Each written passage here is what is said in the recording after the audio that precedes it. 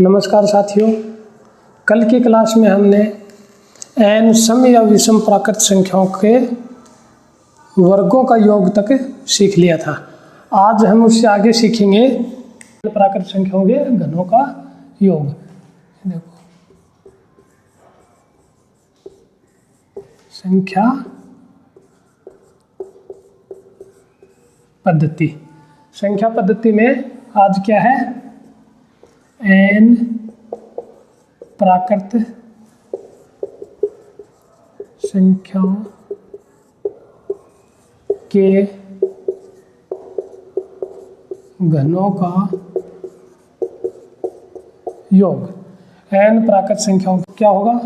n into n plus 1/2 की whole square. ये किस चीज़ का पढ़ा था कल हमने? n प्राकृत संख्याओं का योग। और वर्ग के लिए अलग था, घन के लिए जो n प्राकृत संख्याओं का योग है उसी का स्क्वायर हो गया। ये सूत्र हो गया घनों के योग के लिए। तो एक एग्जाम्पल कर लेते हैं इसके अंदर। एग्जाम्पल 1 से लेके 7 तक की प्राकृत संख्याओं के घनों का योग ज्ञात करेंगे। 1 से लेके 7 तक।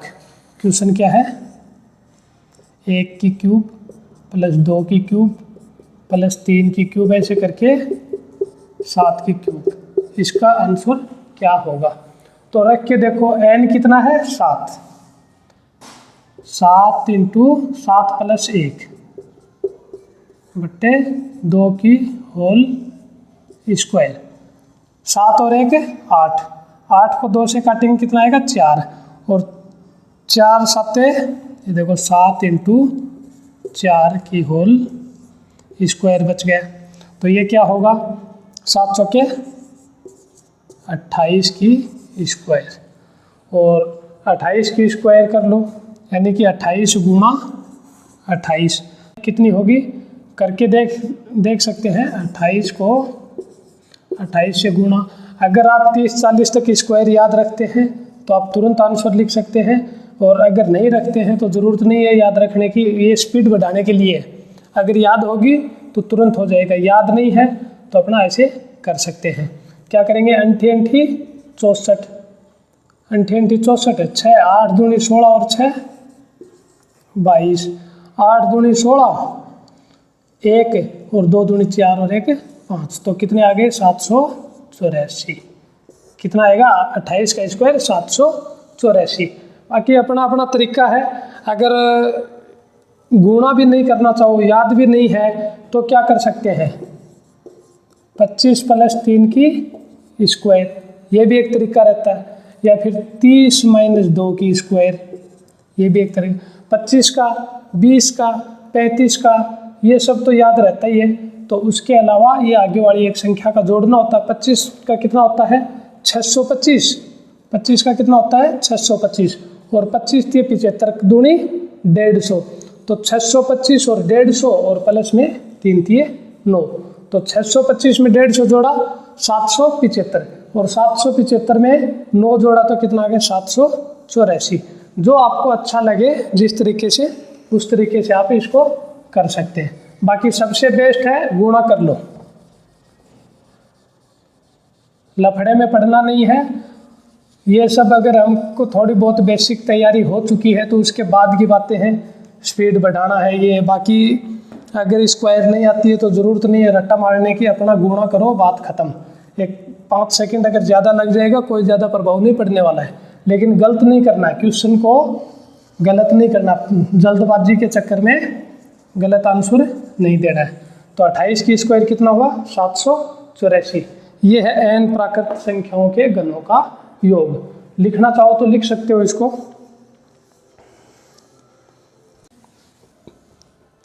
n प्राकृत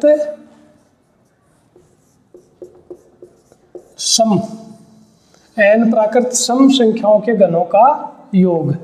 ये तो n प्राकृत संख्याओं का योग, घनों का योग था। क्या था? n इंटू n प्लस 1 बट्टे 2 की होल स्क्वायर। और अगर ओनली सम संख्याओं का पूछेगा तो क्या होगा? तो होगा 2x² x प्लस 1 की स्क्वायर।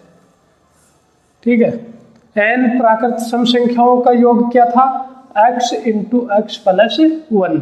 और अगर घनों का योग पूछे तो स्क्वायर किया है, पिछले में भी किया था, और इसको साथ में 2 गुना भी करना होगा। सम के लिए अगर बात करेगा तो 2 गुना भी करना होगा। देखो,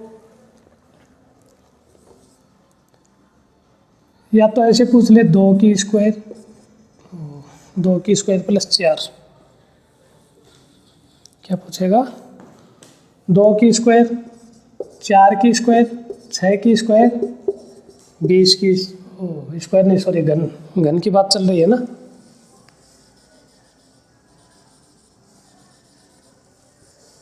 क्यूब होगा, क्या पूछेगा, 2 की क्यूब, 4 की क्यूब, 6 की क्यूब और 20 की क्यूब।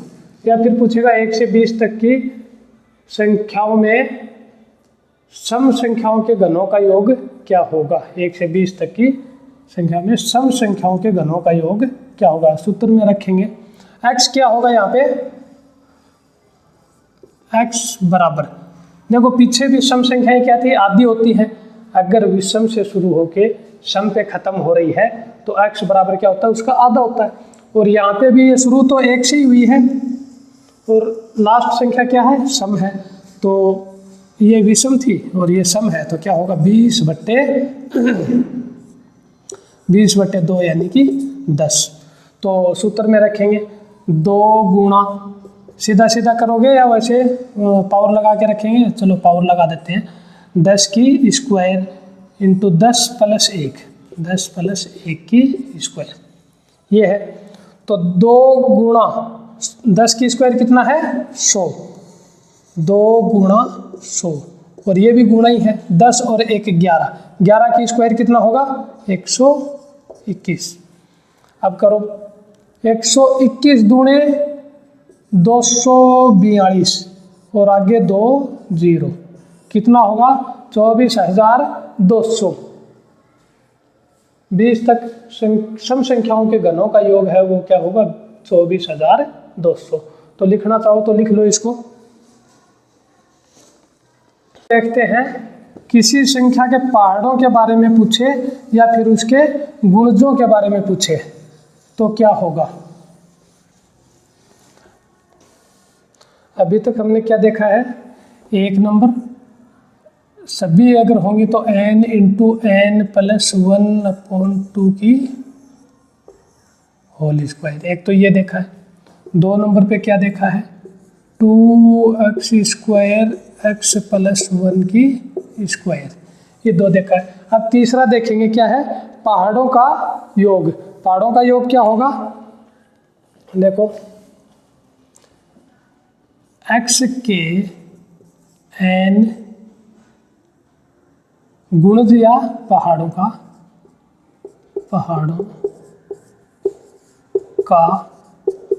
योग, या तो x के n गुणजों का योग या x के n पहाड़ों का योग। तो ये क्या होगा, x n into n plus 1/2, क्या होगा x इंटू n प्लस 1/2। इस x को अगर हटा दिया जाए तो क्या है, n इंटू n प्लस 1/2, क्या है n इंटू n प्लस 1/2, और ये n इंटू n प्लस 1/2 क्या है, ये है प्राकृत संख्याओं का योग। ठीक है, इधर भी यही है, इधर भी सूत्र लगभग है, उसको सिर्फ ध्यान में ये रखना है कि किसमें कितना चेंज हुआ है, किसमें क्या फर्क पड़ा है। तुलना के आधार पे इनको याद रख सकते हैं। प्राकृत संख्याओं वाला याद रहा, घनों की बात करेगा तो स्क्वायर करेंगे। सम संख्याओं के योग का सूत्र याद है, x इंटू एक्स प्लस 1, तो घन अगर आया तो स्क्वायर करेंगे और 2 गुना भी करेंगे, स्क्वायर करके 2 गुना करेंगे।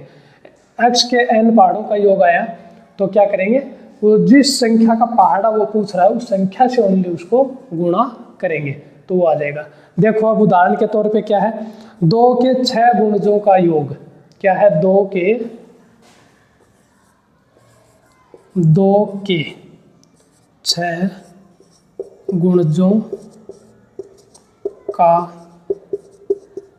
योग, 2 के 6 गुणजों का योग रख दो। संख्याएं कितनी होगी, 6 गुण जो है तो 6 संख्याएं होंगी, n बराबर 6। और पहाड़ा किसका, यानी किस संख्या के बारे में बात कर रहा है, 2 के बारे में। तो रखो 2 गुणा 6, 6 प्लस 1 बट्टे 2, 6 और कितना हुआ 7, 2 से 2 काट दो, 6 7 42, कितना आएगा उत्तर 42। तो किसी भी संख्या का अगर पहाड़ा पूछता है तो पहाड़ा इस हिसाब से हम ज्ञात कर सकते हैं। उतारना चाहो तो उतार लो इसको। चलो आगे देखते हैं।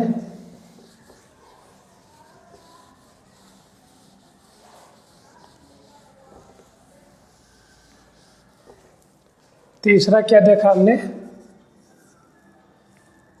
पहाड़ों के बारे में अगर बात होगी xn × n + 1 बट्टे 2। अब 4 नंबर पे देखेंगे, समांतर श्रेणी में nवां पद ज्ञात करना।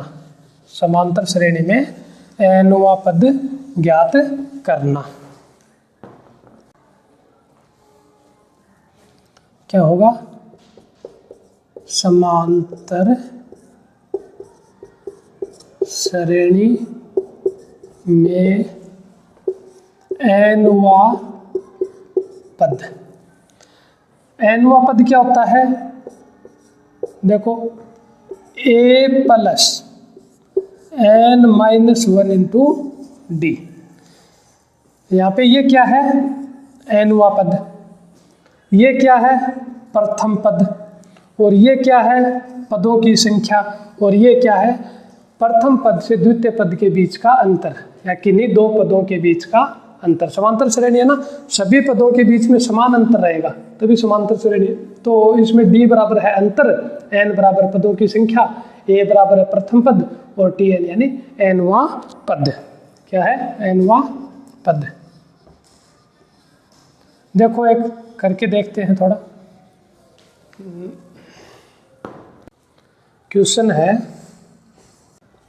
2, 5, 8, 11 श्रेणी का 12वां पद ज्ञात करो। 12वां पद ज्ञात करो।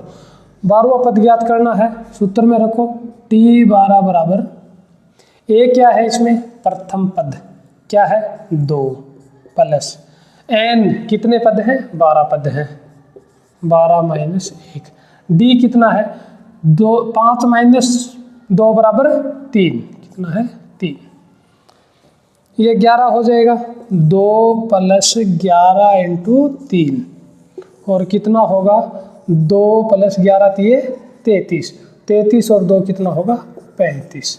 तो 12वां पद क्या होगा, 12वां पद होगा 35। 2, 5, 8, 11 इस हिसाब से अगर 12 तक लिखेंगे, 4 तो ये हो गई, 8 संख्याएं और आगे लिखेंगे तो 12 नंबर पे जो संख्या आएगी वो क्या आएगी 35। तो ये है nवां पद ज्ञात करना, किसमें, समांतर श्रेणी में। उतारना चाहो तो उतार लो इसको। हाँ तो आगे देखते हैं, समांतर श्रेणी में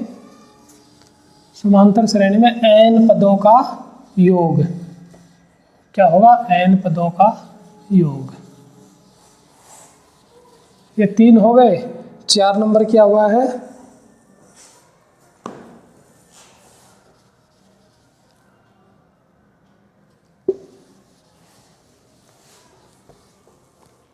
चार नंबर क्या है,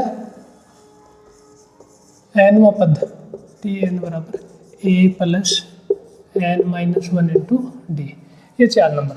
5 नंबर क्या है, n पदों का योग। समांतर श्रेणी में n पदों का योग बराबर क्या होगा, देखो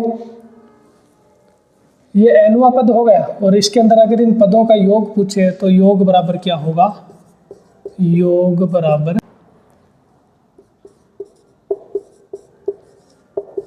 पदों की संख्या इंटू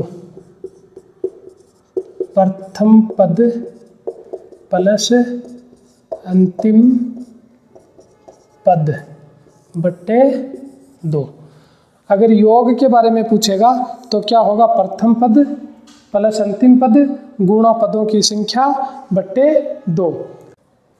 स्क्वायर से पदों की संख्या को क्या x लिख लेंगे इंटू प्रथम पद क्या हो जाएगा a और अंतिम पद क्या हो जाएगा nवां पद है ना, तो nवां पद अगर दिया हुआ नहीं है तो क्या हो जाएगा tn, नहीं तो जो दिया है वो सीधा सीधा बट्टे 2। तो इतना लिखने की बजाय इसको इतना लिख लेंगे, लेकिन यहाँ पे x बराबर पदों की संख्या होगा और प्रथम पद प्लस अंतिम पद होगा। तो लिखना चाहो तो इसको एक बार लिख लो। हाँ तो देखो अब क्वेश्चन है, अब देखो करेंगे किससे, इससे करेंगे क्योंकि समांतर श्रेणी होगी, हर पद के बीच में 13 यानी 13 का पहाड़ा ही है, तो करेंगे इससे। लेकिन इसके लिए अपने को एक तो पदों की संख्या चाहिए। 400 से 1000 तक 13 से विभाजित कितनी संख्या है, सबसे पहले तो वो चाहिए। उसके बाद प्रथम संख्या कौन सी है जो 400 के बाद आएगी और 13 से पूरी पूरी विभाजित होगी, और अंतिम संख्या कौन सी है जो 1000 से जस्ट पहले आएगी, 13 से पूरी पूरी विभाजित होगी, और पदों की संख्या कितनी है, ये सब चीज़ें पहले निकालनी पड़ेंगी। उसके बाद वो जो संख्याएं हैं उनका योग निकलेगा। तो सबसे पहले हम ज्ञात करेंगे 400 से 1000 तक 13 से विभाजित संख्याओं, 13 से विभाजित संख्याएं कितनी हैं। वो संख्याएं ज्ञात करने के लिए क्या करेंगे, 1000 बटे 13 माइनस 400 से आगे की चाहिए ना, 400 बटे 13। 1000 में 13 का भाग दो और उसके बाद 400 में 13 का भाग दो, पूरा पूरा जो शेष फल बचेगा उसको छोड़ देंगे, उसके अलावा जो है वो काउंट करेंगे। तो कितनी बार जाएगा, 13 का 1000 में भाग दीजिए, कितने बार जाएगा, 13 पंजो 65, 13 छक्के 78, 13 संती 91, 13 सत्ते 91, बच गए कितने 9 90, 13 पंजो 65, 13 छक्के 78, 13 संती तो जाएगा नहीं, कितने बार 76 बार। यानी लास्ट वो जो संख्या है वो 13 का पहाड़ा 76 बार बोलेंगे तो वो जो संख्या है वो होगी। तो लास्ट संख्या या tn वा पद तो अपने को यहीं से मिल गया, tn बराबर कितना होगा यहीं से लिख के रख सकते हैं। 76 को 13 से गुणा करेंगे तो जो संख्या आएगी, यानी 90 लिया था ना लास्ट में, 90, 13 छक्की 78, 78 और 2 80, 80 और 10 90 यानी 12, शेष फल कितना बचा 12। 1000 से 12 संख्या छोटी है, 1000 से 10 घटाएंगे तो कितना बचेगा 990, और 2 और घटा देने से 988।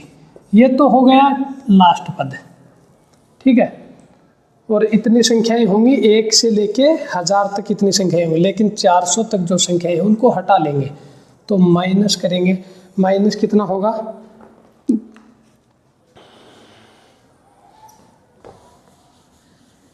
माइनस करो, 13 दूनी 26 और 13 तिये 39, बच्चा 1 10 भाग टूट गया 0। 400 से जस्ट पहले तक 30 संख्याएं हैं और 1000 तक 76 हैं, तो 400 से 1000 के बीच में कितनी संख्याएं होंगी, 76 में से 30 घटा दो, कितनी संख्याएं बचेंगी 46 संख्याएं। कितनी होंगी 46 संख्याएं। तो x बराबर कितना हो जाएगा 46। देखो tn बराबर तो ये 76 वा पद 13 से गुणा किया 988 और उसके बाद में x बराबर आ गया 46, ये x बराबर होगा 46। दो चीज आ गई। अब प्रथम पद की बात करते हैं। पहला पद यहां से 30 से आएगा, देखना ऐसी 30 संख्याएं तो 400 से नीचे हैं जो 1300 से विभाजित है, तो हम काउंटिंग किससे शुरू करेंगे, 31 नंबर जो संख्या वो अपने इन दोनों के बीच में आएगी 31 नंबर। तो 13 को हम गुणा कर सकते हैं किससे, 31 से कर सकते हैं, और अगर 13 को 30 से गुणा करें तो एक बार 30 और जोड़ेंगे तो थोड़ा इजी हो जाएगा।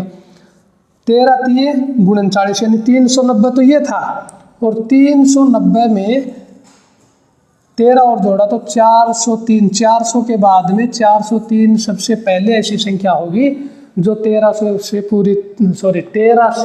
पूरी तरह विभाजित होगी। तो ये हो गया प्रथम पद। ये हो गया ए बराबर 403। ये अपने पास इतने चीज़ें आ गई।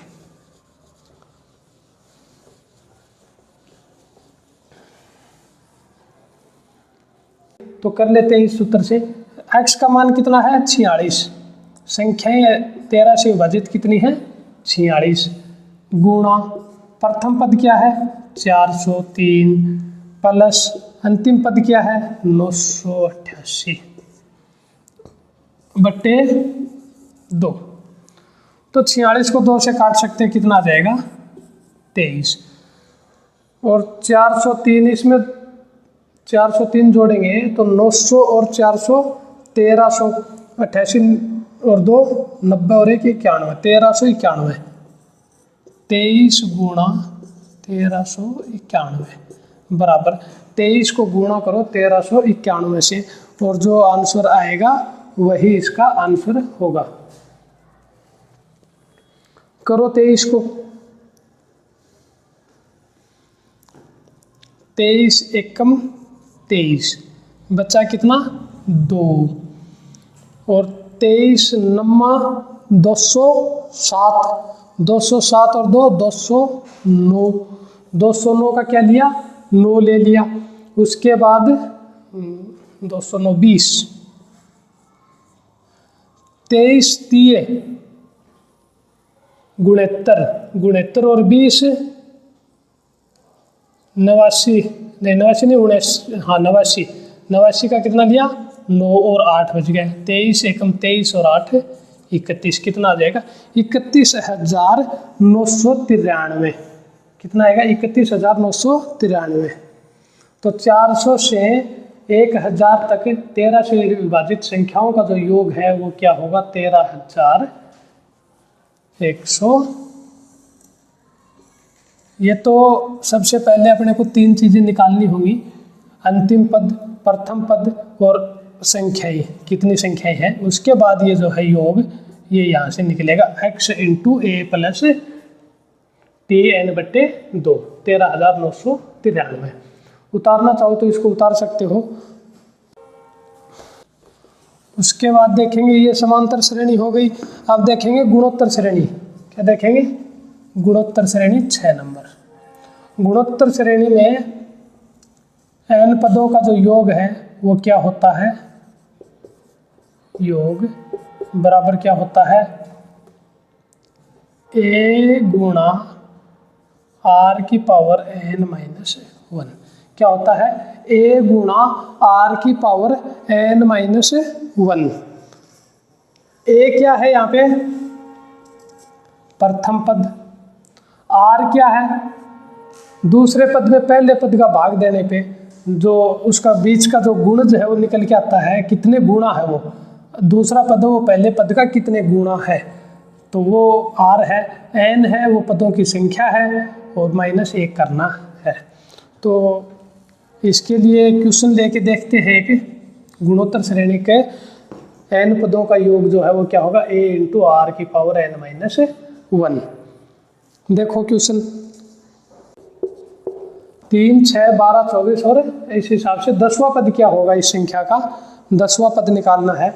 तो यहाँ पे a बराबर क्या होगा, a बराबर 3 पहला पद, r बराबर दूसरा पद कितना 6 बट्टे पहला पद कितना है 3 बराबर क्या आया 2, n बराबर 10, 10वां पद ज्ञात करना है।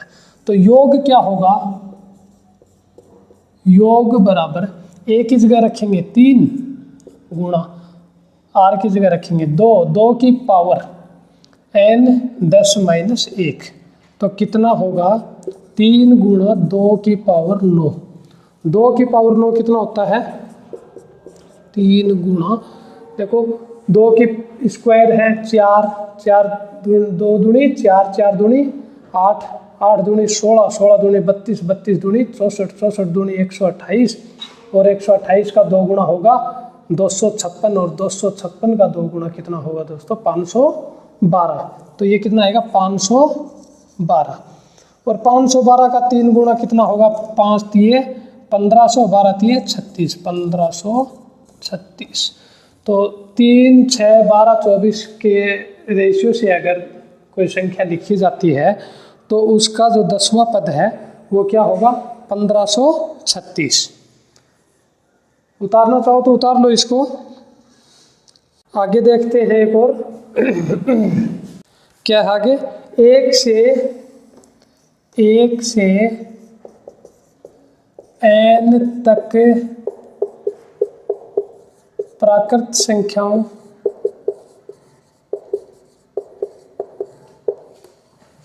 में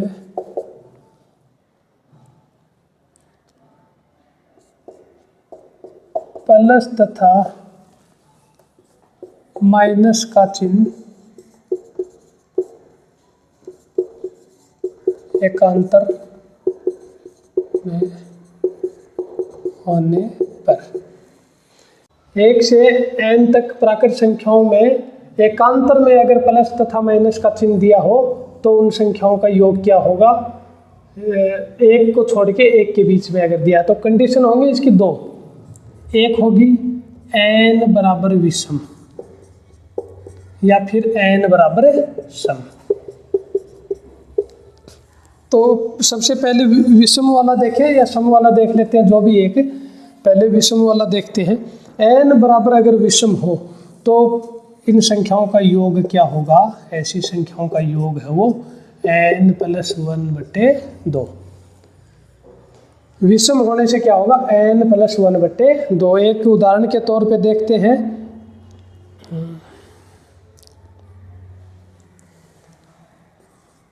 1 - 2 + 3 - 4 + 5 - 6, इस हिसाब से लास्ट में 151 लिखा हुआ है। तो n क्या आया, 151 संख्याएं हुई। 151 संख्याएं होने से विषम हो गया। 151 एक विषम संख्या है। तो सूत्र क्या लेंगे, n + 1। योग क्या होगा इन संख्याओं का, लास्ट में योग होगा n + 1।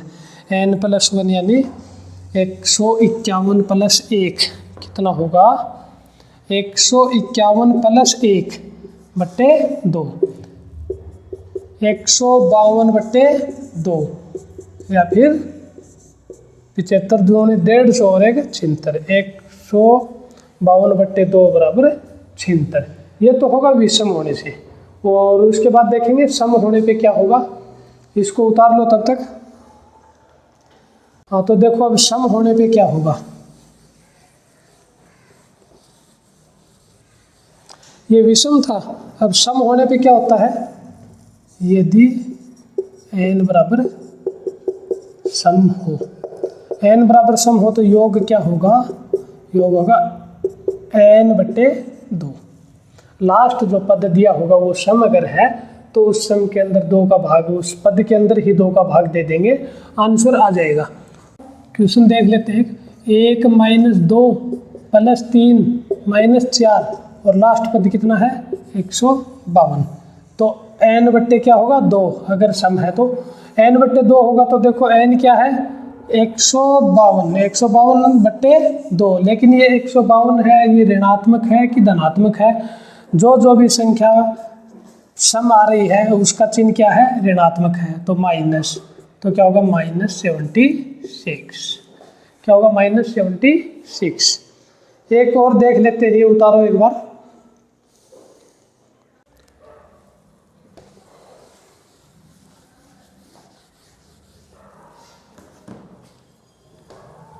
एक -2 + 3 - 4 और कितना है 140। तो ये 140 क्या है, माइनस का 140 n/2 माइनस का 70, क्या होगा -70, -70। और ये सही है या गलत है, यहाँ तक की संख्याएं लेके देख लो एक बार। 4 और 2 6, 6 में से 4 घटेगा, माइनस का कितना बचेगा 2, -4 में जब 2 का भाग देंगे तो भी क्या आएगा -2। यहाँ पे +5 आ जाएगा, ये -6, 6 4 10 और 2 12, 12 तो माइनस के, 5 3 8 1 9, 9 प्लस के हैं। तो 12 में से 9 गए तो कितने बचे, -3, और 6 में भी 2 का भाग देंगे तो -3। तो अगर सम है तो आंसर n/2 हो जाएगा, विषम है तो n + 1/2 2 हो जाएगा। ये उतारना चाहो तो उतार लो।